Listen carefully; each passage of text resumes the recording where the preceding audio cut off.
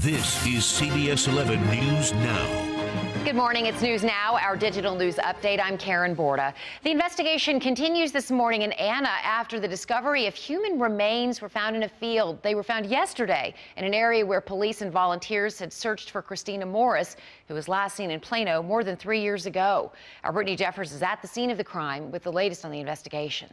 We've been out here several hours here in Anna, and just beyond the barricades, you can see where police are set up out here. They've been out here for several hours this morning. This following this discovery of some human remains out here. They have not yet been identified by the Collin County Medical Examiner's Office. However, police do tell us that they contacted the family of Christina Morris. Now, as we've reported, we've been following that case for several years. Morris disappeared about 3 years ago. She was last seen in Plano.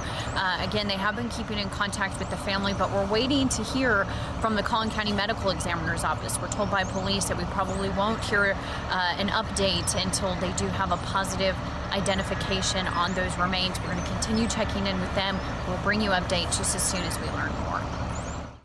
And tens of thousands of cheerleaders may have been exposed to the mumps at a national competition in Dallas last month. That includes some teams from North Texas, too. It's the National Cheerleaders Association All-Star National Championship that took place February 23rd through the 25th at the K. Bailey Hutchison Convention Center. The state health department says at least one person from out of state had the mumps and might have potentially exposed everyone there to the virus. Officials say it can take 2 to 3 weeks before someone actually gets sick. Symptoms of the mumps include swollen or tender salivary glands, a low-grade fever, fatigue, and muscle aches.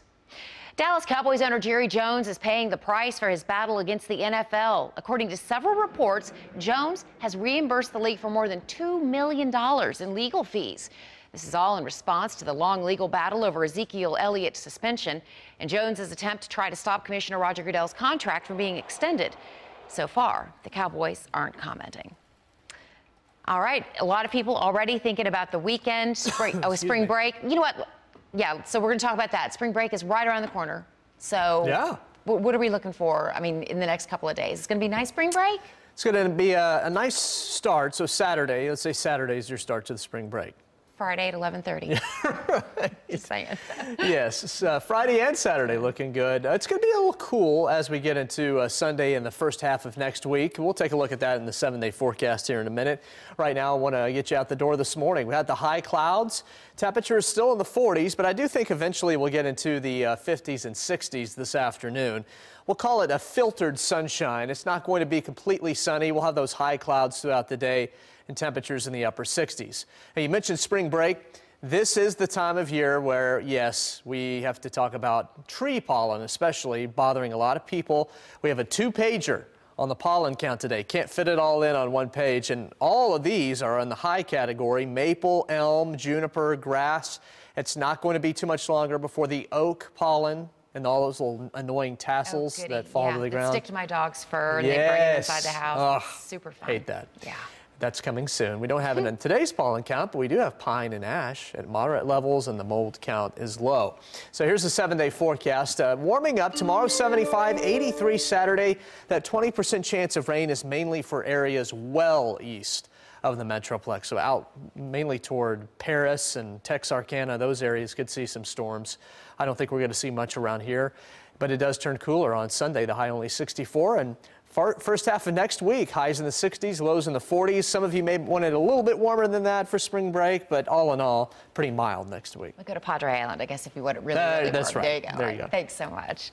Well, Amazon is responding to claims from Echo owners that Alexa has become self-aware. That's after some users reported their devices have been randomly laughing.